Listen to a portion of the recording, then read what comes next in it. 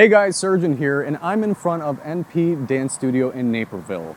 Why? Because I can't dip it and do it like I used to, and I need to brush up on my dance skills. So I reached out to my friend Zorana, who's an award-winning ballroom dancer, to show me the ropes and to, talk about her world of dance. So let's get to stepping.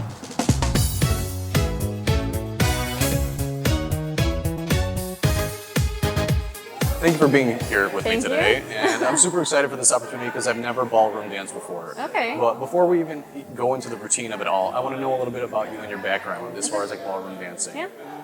Did you grow up knowing that you wanted to be a dancer? What was kind of like your dream back when you were younger? So when I was younger, I knew I wanted to do something in the arts. It was never like, I want to go to law school or like be a police officer. It was very either singing, dancing, like art, painting, anything like that.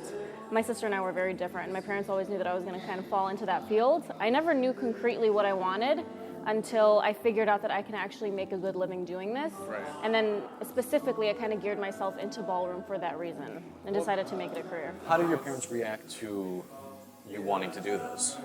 So at first they were like, "Oh, it's a hobby, like she's phase, young, you'll get over yeah." She's just, she's figuring out what she wants to do. It's a hobby. We'll let her do it. And then when I told my mom, like, I want to like get into dance instruction and potentially compete professionally, she was like, "Okay, like, can you make money from that? Can you like, survive? Show me the bacon first, and I'll let you do it, right?" And I was like, at this point, I really don't care because I love it so much, and I believe that if you love something so much, you can make anything out of it. Right. And I told her that, and she was like, "Okay, well, I'm going to support you." And in her mind, she was probably thinking, "I hope she does something else." But now she's so supportive. She's like coming to all the studio events and everything. And raving about you to everybody. Yeah, I was like, yes. "Oh, my Facebook post. Yeah. Like, this is my daughter. So did you start as a young girl doing like ballet classes and stuff like that kind of geared into this, or it was just like you woke up one day like, "You know what, I want to try that, let's do it"? So I started dancing. It was nothing serious. When I was about 8 years old, there was a studio close to our house. I did ballet, tap, jazz, all those things, just to kind of get my foot in the door. And I got bored of it. I was like 8. I didn't even know why my mom signed me up for it, but I was like, whatever, I'll try it. And then I took a break for a couple years, and I did folk load for 10 years, obviously, Yeah. And after that, I was like, I started studying in college. I was like, there's literally nothing that I can see that interests me unless it's like a backup plan, like a plan B if this doesn't work out. Right. And that's how I treated it. So I got into this. I met them, and we kind of all stuck together, and we're here now in the studio, and I'm teaching. So it just kind of transitioned. So what are some challenges with going into this industry? So for me personally, or just in general? Both. Okay, so starting out for me personally, I didn't start competing professionally until about 3 years ago. So I was like, I was 18. I thought it was longer. Like learning it and everything, okay. yes. But competing or not professionally, just competing in general, I started 3 years ago. Okay. So it's like I'm competing against people who have been doing it since they were 8, like at least 8 years old. They were like, "Who's this?" Yeah, they were like, "This girl, like, we don't know her, get out." Yeah, seriously, you can't Yeah. sit with us. But it's like they're so young, and then you have to catch up, and it's like when you learn how to walk. They grew up doing it, and it's so natural to them. They don't Yeah, even think it's about second fixing nature. things. Yeah.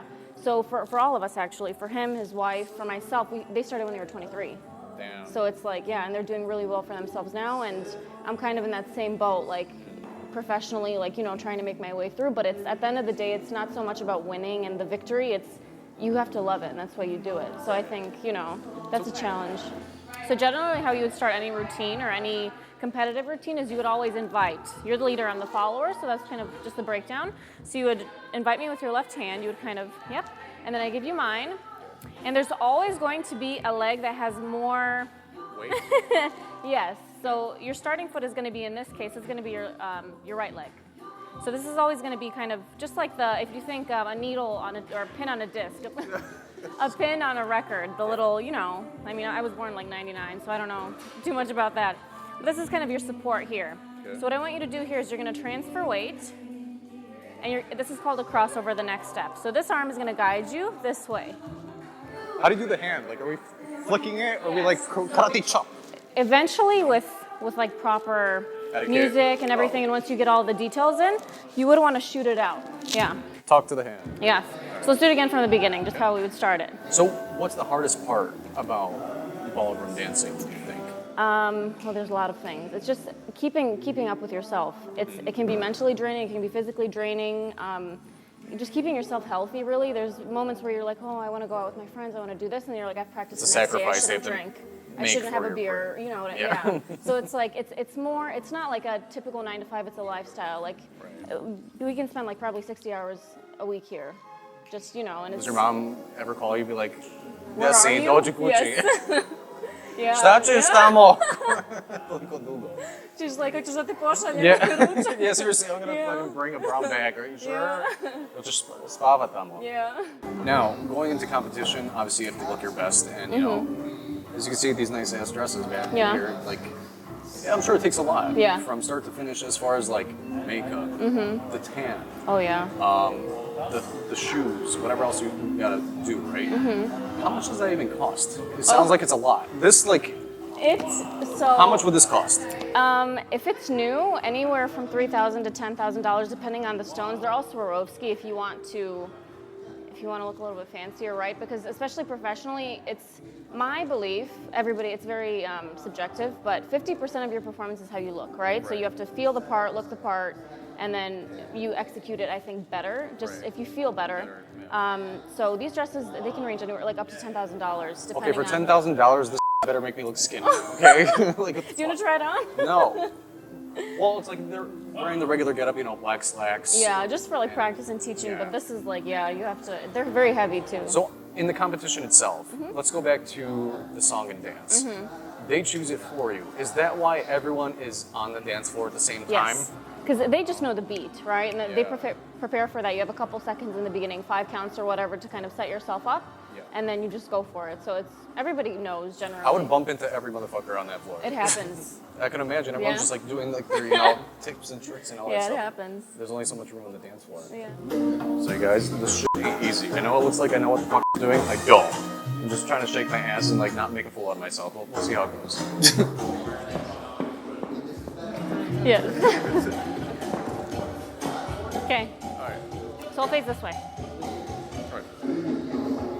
5, 6, 5, 6, 7, and 1, 3.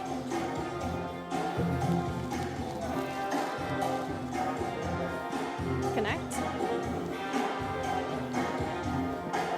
I'm going to turn. Oh, sorry. Keep going. Good.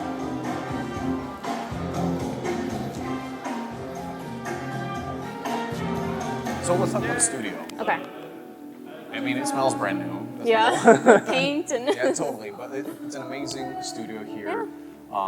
Do pros come here and practice? Like, do regular people off the street come for various reasons? Like, Pros, we have our pros here that compete, professionally now all over the U.S. and they travel.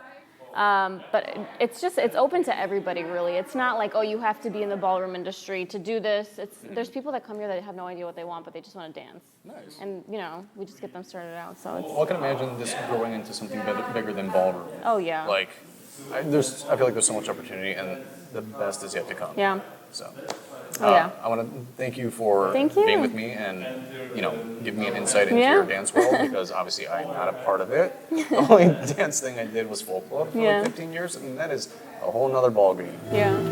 But the it up right now, hold on. That's it. I don't have a belt. I mean, you don't have a belt. Whatever. Okay.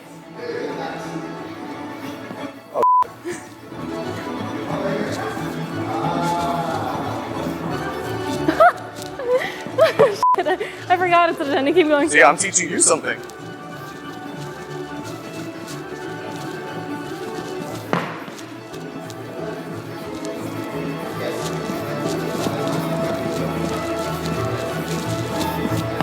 I don't want to do like the screaming.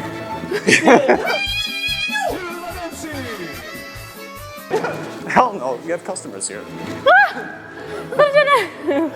Thank you so much. This was so much fun. That was awesome. Stay tuned for episode 2.